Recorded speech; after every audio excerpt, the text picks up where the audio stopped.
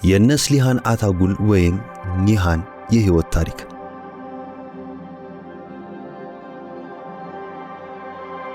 ነስሊሃን አታጉል ነሐሴ 20 ቀን 1992 ዓ.ም በኢስታንቡል ተወለደች። አባቷ የሰርካሲያን ዝርያ ያላቸው ሹፌር ሲሆኑ እናቷ ደግሞ ቤላሩሳዊት ናቸው። ይህ የተለያየ ባህል ውህደት ለየት ያለ ውበቷንና ለጥበብ ያላትን ጥልቀት ስሜት ቀርጾታል። ነስሊሃን ገና በ13 ዓመቷ ነበር የራሷን መንገድ የጀመረችው። ያለማንም ረዳት የራሷን ስልክ ቁጥር ለኤጀንሲዎች በመስጠት ተዋናይ መሆን እፈልጋለሁ በማለት ራሷን አስተዋወቀች። ብዙም ሳይቆይ ኤልካስክ በተሰኘው ፊልም የመጀመሪያ ስራዋን የሰራች ሲሆን በዚያው ስራዋ ተስፋ የተጣለባት ወጣት ተዋናይ ተብላ ሽልማት አገኘች። የነስሊሃን ዝና ከፍታ ላይ የደረሰው ካራሴቭዳ ወይም ያላለቀ ፍቅር ከተሰኘው ድራማ ጋር ነው። ኒሃን በመባል የምናውቃት ይህች ገጸ ባህሪ በሀብታም ቤተሰብና በእውነተኛ ፍቅሯ ከማል መካከል የምትሰቃይ ሴት ነበረች።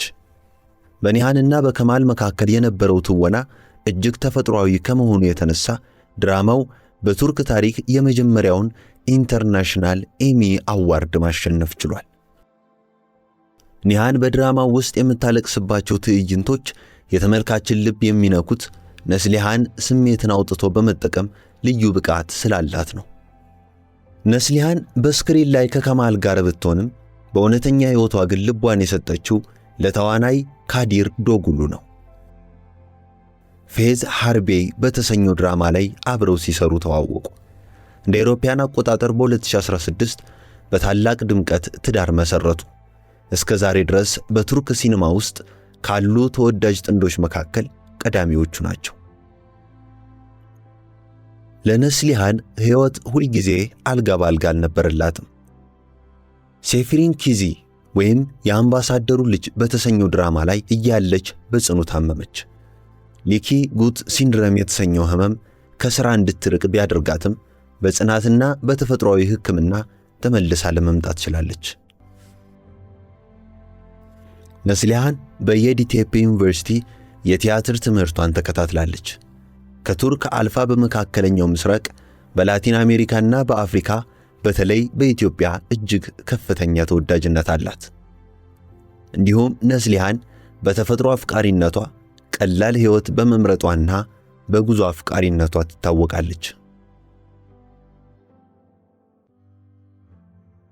ነስሊሃን አታጉል በቱርክ ሲኒማ ውስጥ በወጣትነቷ በርካታ ዓለም አቀፍ ሽልማቶችን በመሰብሰብ ቀዳሚዋ ናት። የትወና ብቃቷ በሀገር ውስጥ ብቻ ሳይሆን በዓለም አቀፍ ደረጃ ዕውቅናን አትርፎላታል። እንደ አውሮፓውያን አቆጣጠር በ2012 አራፍ በተሰኘው ፊልም ላይ ባሳየችው ድንቅ ብቃት በሞስኮ፣ በቶኪዮና በፑኔ ወይም ህንድ በተካሄዱ የፊልም ፌስቲቫሎች ላይ ምርጥ ተዋናይት ተብላ ተመርጣለች። የካራሴቭዳ ወይም የያላለቀ ፍቅር ድራማ በቱርክ ታሪክ ለመጀመሪያ ጊዜ የኢንተርናሽናል ኤሚ አዋርድ በማግኘቱ ነስሊሃን በዓለም አቀፍ መድረክ ስሟ እንዲገን አድርጎታል። በቱርክ እጅግ ክብር የሚሰጠው አልቲን ኬሌቤክ ወይም ጎልደን በተርፍላይ ሽልማትን ለበርካታ ጊዜያት ተቀብላለች። በተለይ በካራሴቭዳና በሴፊሪን ኪዚ ድራማዎች ላይ ባሳየችው አፈጻጸም የዓመቱ ምርጥ ተዋናይት ሆናለች። ጌሲኒን ኡኩንዳ ወይም በሌሊቱ መጨረሻ ይህ በቅርብ ጊዜ የተሰራውና ትልቅ ትኩረት የሳበ ድራማ ነው። የሚገርመው ደግሞ በዚህ ድራማ ላይ ከእውነተኛ ባለቤቷ ካዲር ዶጉሉ ጋር ለሁለተኛ ጊዜ ተጣምራ ሰርታለች። ይህም ለደጋፊዎቿ ትልቅ ደስታን የፈጠረ ነበር። ኦህ ቤሊንዳ በኔትፍሊክስ ላይ የቀረበ አዲስ ፊልም ሲሆን ነስሊሃን በዘመናዊ መልኩ ተቀናብሮ በቀረበው በዚህ የቀድሞው የቱርክ ክላሲክ ፊልም ላይ ዋናዋን ገጸ ባህሪ ዲላራን ተጫውታለች።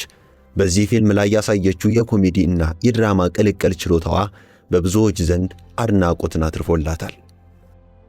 ሃድሲዝ ዲጂታል መጽሔት ነስሊሃን ከተዋናይነቷ ባሻገር የራሷን ዲጂታል መጽሔት ሃድሲዝ በማዘጋጀት ላይ ትገኛለች። በዚህ መጽሔት ውስጥ ከተለያዩ ታዋቂ ሰዎች ጋር ቃለ ምልልስ ታደርጋለች። ጥበብንና ፍልስፍናን ታስተዋውቃለች። ዛሬም ድረስ በኢትዮጵያና በዓለም ዙሪያ በሚሊዮኖች ልብ ውስጥ ኒሃን ሆና የምትታወሰው ነስሊሃን አሁንም በኪነ ጥበብ ጉዞዋ ወደፊት እየተራመደች ነው። ጽናት፣ ውበትና ጥልቅ የትወና ስሜት የመለያ ምልክቶቿ ናቸው።